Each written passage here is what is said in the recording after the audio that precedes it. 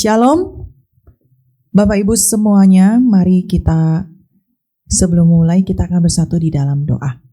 Bapak, terima kasih pada hari ini kami berkumpul kembali untuk kami dapat mendengarkan firman-Mu Bapa. Berikan kami hikmat, inspirasi Roh Kudus, pengetahuan untuk kami dapat mengerti firman-Mu sehingga firman-Mu masuk dalam roh dan jiwa kami dan bertumbuh menjadi pondasi iman kami. Tolonglah kami semua Bapa, Engkau lihat kerenduan hati kami untuk mendengarkan firman-Mu. Karena kami tahu Engkau adalah Allah yang adalah roh dan kami adalah keberadaan roh dan jiwa. Maka kami rindu untuk mengenal Allah yang adalah roh dan firman-Mu adalah roh. Hari ini kami sungguh bersandar pada roh-Mu yang kudus saja.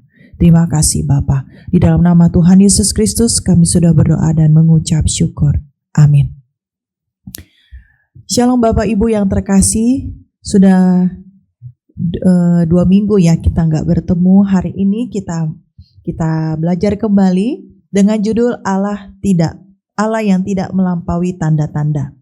Pada bab ini saya akan bagi menjadi 2. Ini sangat bagus sekali. Allah tidak melampaui tanda-tanda. Apa sih tanda-tanda itu? Dan Allah tidak melampaui tanda-tanda. Dan kita membutuhkan tanda-tanda. Dalam kehidupan iman kita, tanda-tanda sangat penting dan diperlukan. Ya, ini merupakan 4 bab terakhir. Saya harap Bapak Ibu terus mendengar sampai akhir. Ini 4 bab terakhir. Setelah ini masih 3 bab yang tersisa. Allah tidak melampaui tanda-tanda. Apa itu tanda-tanda? Mari kita baca 1 Korintus 4 ayat 20. Sebab kerajaan Allah bukan terdiri dari perkataan, tetapi dari kuasa. Sebab kerajaan Allah bukan terdiri dari perkataan, tetapi dari kuasa. Ada suatu tanda-tanda kuasa. Apa ini? Nah, ini berbicara tentang wibawa Bapak Ibu. Tanda-tanda itu berbicara tentang wibawa. Seseorang yang memiliki kuasa adalah seseorang yang memiliki wibawa. Kita lihat orang-orang yang petinggi-petinggi, pejabat pemerintah. Kalau mereka memiliki wibawa, mereka memiliki kuasa. Kuasa apa? Kuasa untuk mengatur, kuasa untuk memerintah, kuasa untuk menghukum, memberikan punishment. Kenapa? Karena ada wibawa. Dan apakah semua orang memiliki wibawa? Tidak semua orang. Hanya orang-orang yang ditetapkan Allah. Yuk kita baca Roma 13 ayat 1. Tiap-tiap orang harus takluk kepada pemerintah yang di atasnya, sebab tidak ada pemerintah yang tidak berasal dari Allah, dan pemerintah-pemerintah yang ada ditetapkan oleh Allah. Dan pemerintah-pemerintah yang ada ditetapkan oleh Allah. Semua bentuk kekuasaan siapakah yang menetapkan? Bapak Ibu saudara-saudari terkasih, Allah. Hanya Allah yang berhak dan memiliki hak untuk menetapkan siapa yang memiliki wibawa. Dan siapakah yang memiliki kuasa, wibawa dan kuasa? Allah yang menetapkan, Allah yang menentukan siapa yang memiliki wibawa atau kuasa. Bapak Ibu, banyak kali orang-orang Kristen, mereka yang begitu merindukan Tuhan, kemudian mereka masuk ke dalam seminari teologi. Mereka belajar mengenal Allah dengan harapan mereka dapat mengenal siapa itu Allah dan mereka memiliki kuasa. Tapi berjalan dengan waktu ketika mereka lulus dari seminari teologi, setelah lulus mereka jadi melenceng dari tujuan. Mereka bukan lagi menjadi saksi atau juru bicara Allah, tetapi mereka menjadi wakil teologi atau tradisi dari institusi masing-masing. Mereka menonjolkan kepintaran mereka, pengetahuan mereka, dan kecerdasan mereka untuk mengatakan saya tahu loh Allah siapa. Saya tahu loh tentang Allah. Mari datang kepada saya. Itulah yang terjadi. Begitu juga dengan kekristenan sekarang ini, begitu juga dengan orang-orang percaya yang sekarang ini datang kepada kepada Tuhan, mereka mulai belajar. Mereka dengan sungguh-sungguh giat. Tidak sedikit dari mereka menjadi siswa terbaik. Tapi setelah mereka mengerti, mereka memahami, stuck di pengetahuan. Nah, ini akan menjadi suatu permasalahan. Mengapa? Mereka melenceng dari kehendak Allah untuk diri mereka sendiri. Apa kehendak Allah buat kita? Seperti amanat agung Tuhan, pergilah jadikanlah semua bangsa muridku. Setelah engkau mengenal Allah, seharusnya menjadi saksi Allah. Tapi stuck menjadi pengetahuan dan dengan bangganya boasting, mereka katakan saya sudah mengenal siapa itu Allah. Nah, ini akan menjadi suatu permasalahan.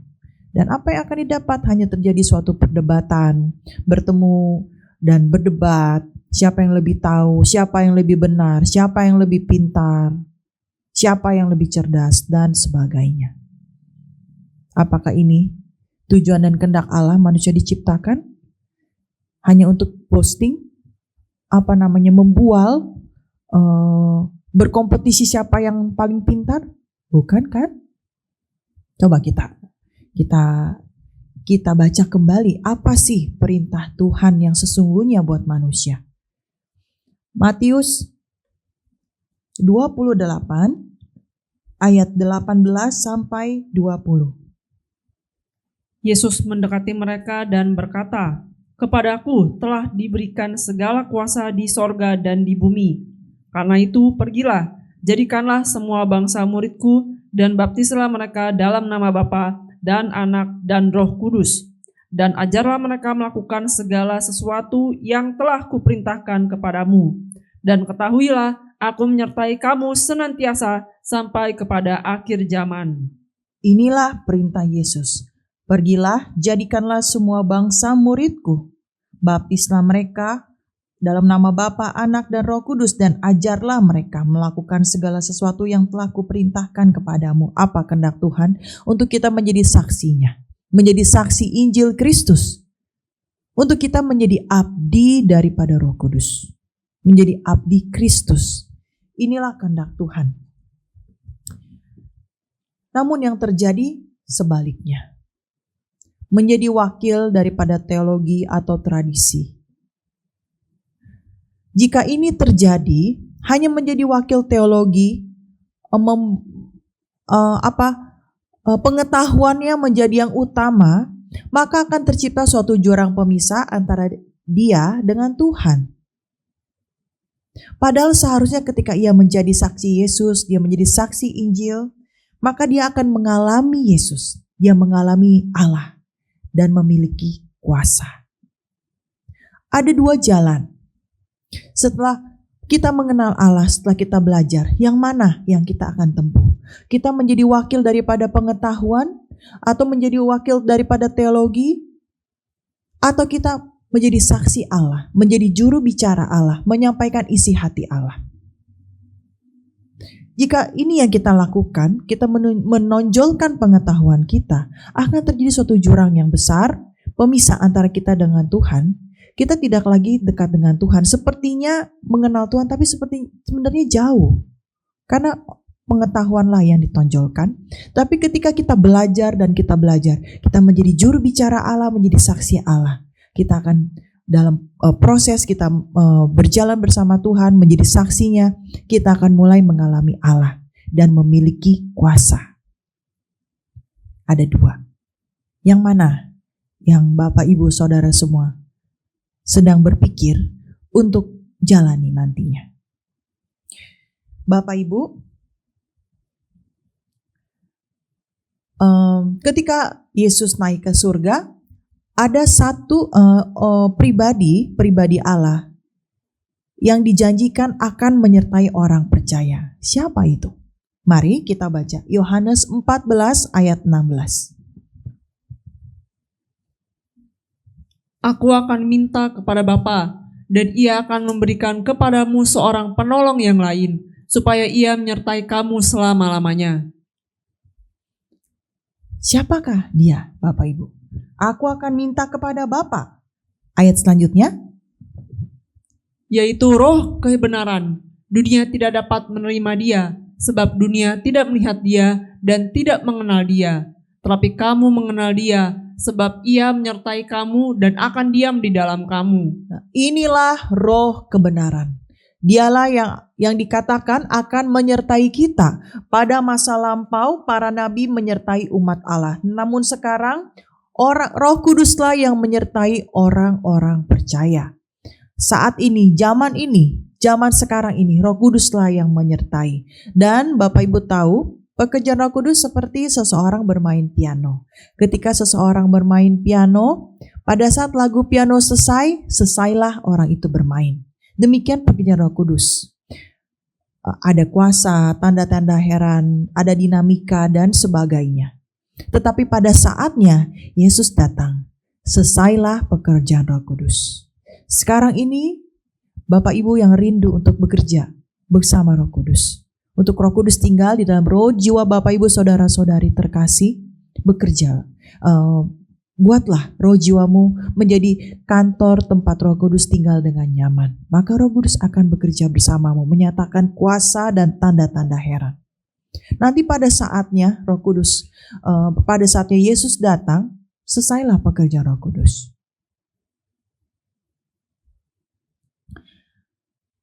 Demikianlah seseorang semestinya menjadi seorang abdi Roh Kudus yang bekerja bersama Roh Kudus. Bapak Ibu, teologi makin berkembang terus-menerus dan bertumbuh, sedangkan Roh Kudus tidak pernah berkembang. Teologi makin berkembang, terus berkembang dan berkembang. Mengapa? Ada suatu pakar-pakar yang diambil, maka pakar-pakar ini terus mengembangkan dan mengembangkan, tapi tidak demikian dengan Roh Kudus. Roh Kudus tidak pernah berkembang atau bertumbuh. Dia bekerja pekerjaan Tuhan, dan apa yang sudah terjadi di masa lampau itulah yang sekarang ini terjadi. Tidak ada yang berubah. Firman Tuhan tidak pernah berubah dulu, sekarang, dan selama-lamanya. Perintah Tuhan tidak pernah berubah. Itulah kebenaran. Kebenaran tidak ada dua atau tiga atau bervariatif atau berubah-berubah, tidak. Kebenaran satu, hanya satu. Dan itulah yang sekarang kita semua sekarang ini sedang pelajari tentang Allah. Apa itu Allah? Bapak Ibu, hari ini kembali lagi ke topik kita hari ini tentang tanda-tanda. Tanda-tanda, jadi ada 3 hal yang berkaitan mengenai tanda-tanda. Wibawa, tanda-tanda, dan tanda-tanda heran. 3 ini yang menyertai apa yang Yesus telah lakukan 2000 tahun yang lalu. Dan sekarang ini jika Bapak Ibu rindu untuk melayani, bekerja pekerjaan Tuhan, maka 3 hal ini akan penuh dalam diri Bapak Ibu. 3 hal ini. Wibawa, tanda-tanda, dan tanda-tanda heran. Wibawa tidak terlihat. Tanda-tanda tidak terlihat. Tanda-tanda heran terlihat. Saya jelaskan, coba pahami pelan-pelan. Wibawa tidak terlihat. Tanda-tanda tidak terlihat. Tanda-tanda heran terlihat. Contoh, si A menumpangkan tangan kepada B, di mana dia sakit dan sakitnya sembuh. A yang menumpangkan tangan ke B, pasti dia memiliki wibawa yang Allah sudah berikan, memiliki kuasa. Apakah wibawa itu kelihatan? Wibawa adalah yang bersifat sorgawi, yang Allah berikan. Wibawa nggak kelihatan toh. Mungkin kita bisa lihat 10 orang semuanya sama, tapi yang memiliki wibawa atau tidak, apakah terlihat? Enggak, secara fisik kasat mata sama semuanya. Wibawa enggak terlihat, tapi ketika dia menumpangkan tangan, dia meminta kuasa Allah, kuasa itu terjadi, itu terlihat. Yang sakit disembuhkan, roh kotor manifestasi, dan ada kuasa untuk mengusir roh kotor itu pergi. Tanda itu, tanda-tanda heran kelihatan. Nah, tanda-tanda ketika penumpangan tangan, di mana yang tanda-tanda itu mengalir suatu kuasa, terjadinya suatu dari dia sakit hingga dia disembuhkan, roh kotor ada di dalam tubuhnya kemudian keluar, itu nggak kelihatan. Tetapi tanda-tanda heran bahwa dia sudah lepas dari roh kotor, bahwa dia sudah sembuh, itu terlihat. Nah, itulah tanda-tanda heran. Jadi wibawa itu nggak terlihat. Tanda-tanda terlihat nggak? Tidak terlihat. Tanda-tanda itu, jadi wibawa, tanda-tanda itu kuasa. Kuasa ketika yang sakit ditempangkan tangan, kuasa terjadi, nggak kelihatan. Bagaimana proses kuasa itu nggak kelihatan. Wibawa itu ada dalam diri orang juga nggak kelihatan. Tapi sakit yang sudah sembuh, dia jadi sembuh, roh kotor sudah keluar, kelihatan. Itu tanda-tanda heran. Seperti, saya kasih contoh lagi, seperti akar pohon. Ada suatu pohon, ada akarnya akar, kemudian dia mengalirkan getah ke cabang-cabang. Dari akar, ya kan, mengalirkan getah-getah ke cabang-cabang. Setelah getah itu mengalir, tersalurkan nutrisi-nutrisi, mulai muncul di pucuk-pucuk ada buah-buah. Seperti itu juga, akar yang kuat itu berbicara wibawa. Kemudian getah mengalir kuasa. Disitulah Roh Kudus bekerja. Ada kuasa, para kuasa, tanda-tanda. Dan tanda-tanda heran terjadi. Ada buahnya. Yang sakit sembuh. Yang buta disembuhkan, melihat. Yang mati dibangkitkan. Yang dikuasai roh kotor dapat terlepas daripada roh-roh kotor. Nah, itu adalah tanda-tanda heran. Wibawa, tanda-tanda heran. Wibawa berbicara akar. Kemudian tanda-tanda atau kuasa itu berbicara getah yang mengalir, dan tanda-tanda heran, buah-buah dari pekerjaan itu adalah tanda-tanda heran. Nah, 3 hal ini harus terjadi dalam diri kita. Ketika Roh Kudus memenuhi Bapak Ibu, hal ini dapat terjadi. Apakah orang sakit mustahil dapat disembuhkan? Tidak ada yang mustahil, Bapak Ibu. Tuhan kita adalah Allah yang maha kuasa.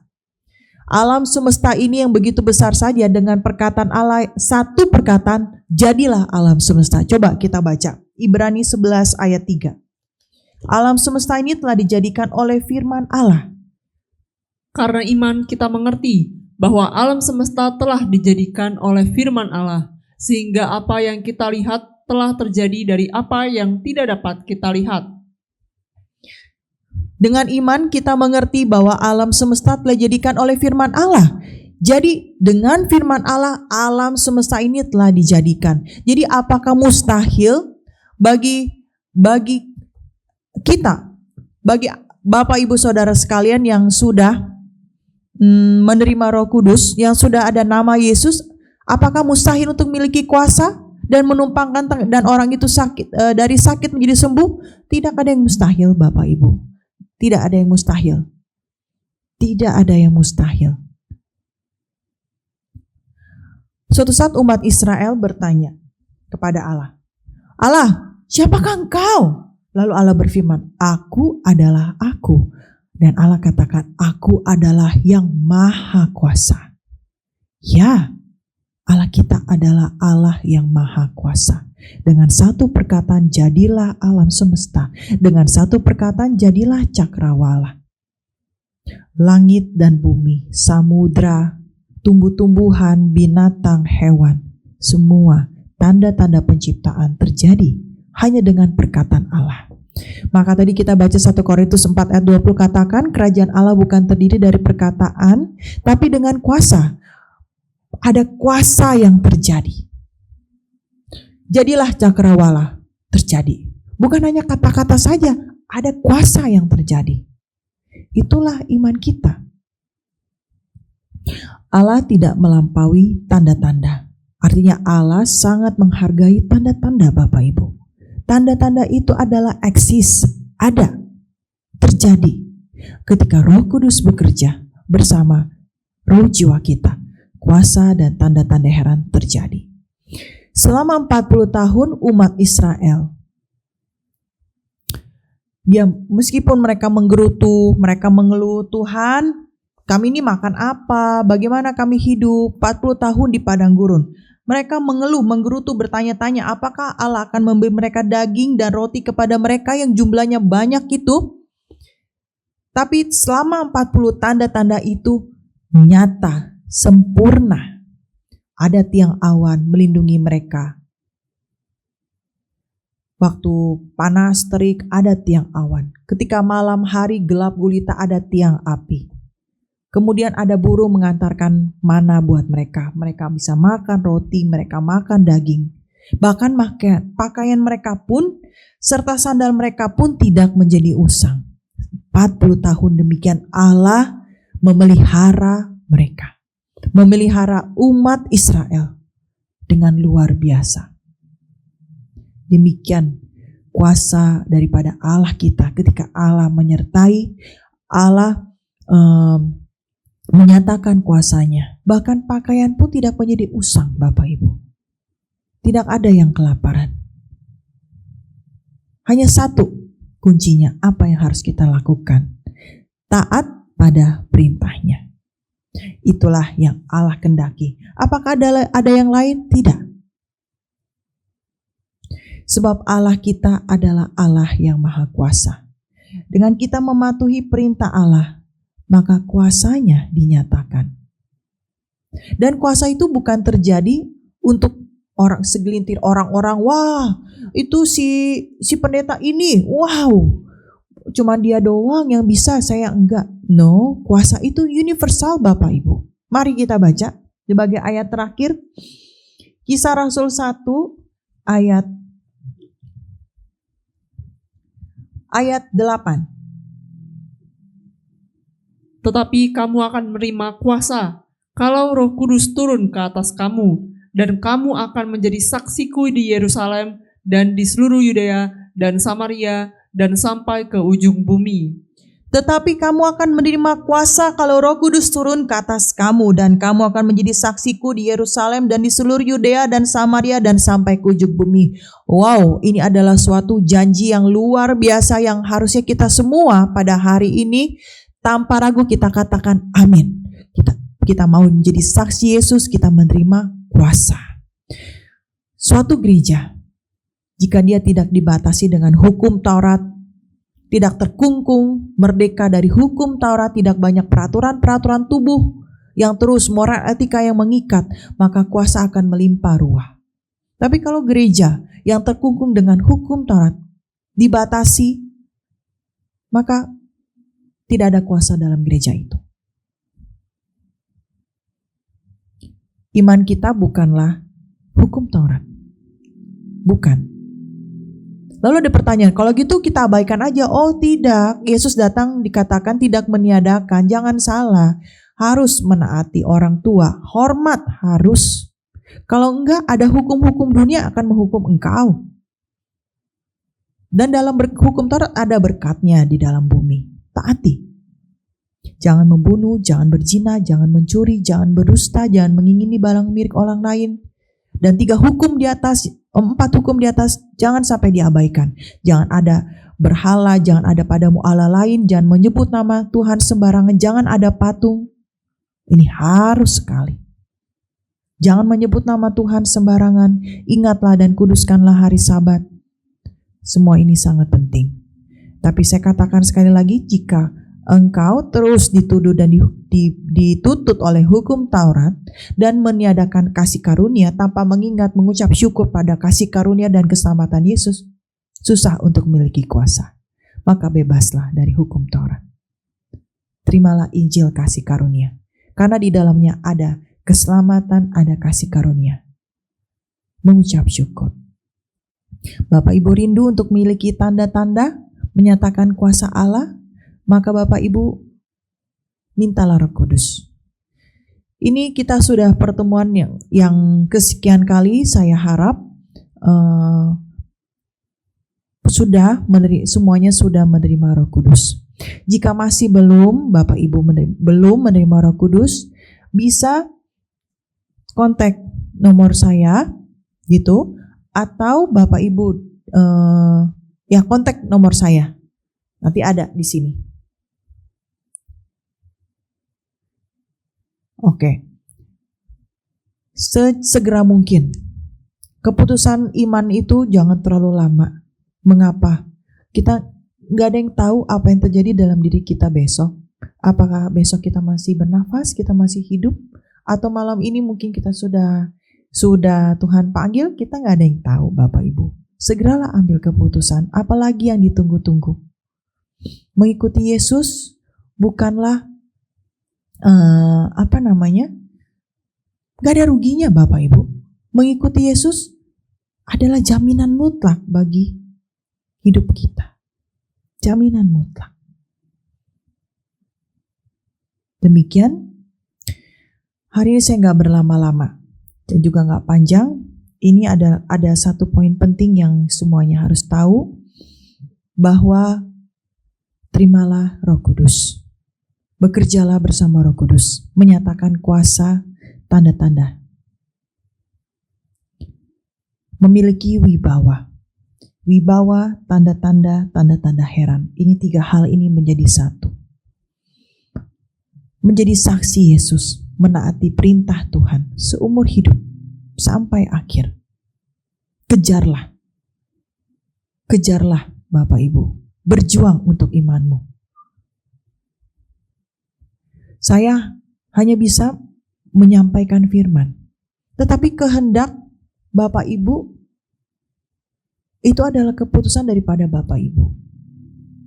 Seringkali dalam pelayanan penginjilan ingin sekali dia segera mengambil keputusan. Saya sebagai pengajar kadang-kadang ingin sekali dia dapat mengerti, cepat ambil keputusan. Kalau bisa yang di pikiran saya dipindahkan kepada dia, begitu saya pinjamkan dulu biar memahami bahwa betul kita itu harus mengenal kasih karunia keselamatan. Tetapi Bapak Ibu memiliki keputusan, setiap manusia memiliki keputusan yang pasti saya nggak bisa lampaui. Tapi saya hanya bisa menguatkan Bapak Ibu bahwa hidup kita ini yang sekarang kita jalani hanya sekali. Maka pergunakanlah dengan sebaik-baiknya untuk memuliakan Allah. Hidup kita nggak panjang, 70 tahun, 80 tahun, 90 tahun itu sudah sangat bagus. Tapi setelah itu akan kita bawa kemana roh kita ini, yang abadi ini?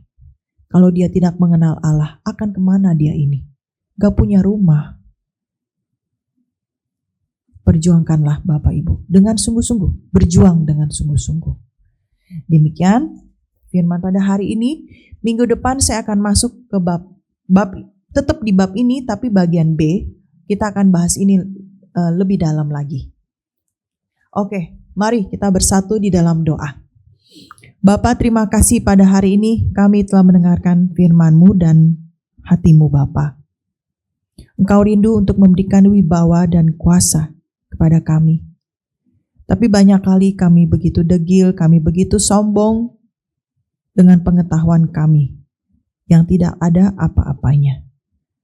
Bapa, maka pada hari ini kami meminta ampun segenap kesalahan kami, Bapa. Kiranya Kau mengampuni segala dosa kami.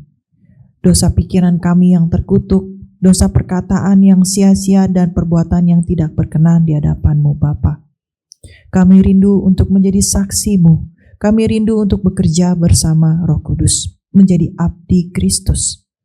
Maka tolonglah roh jiwa kami. Engkau Bapa roh dan jiwa kami. Maka kami menyerahkan roh jiwa kami ke dalam tangan-Mu. Kiranya Engkau saja yang menuntun segenap jalan hidup kami. Terima kasih Bapa. Hamba tidak sempurna, tapi kiranya Roh Kudus dapat mengajar dan mengingatkan kembali apa yang telah hamba-Mu ini ajarkan.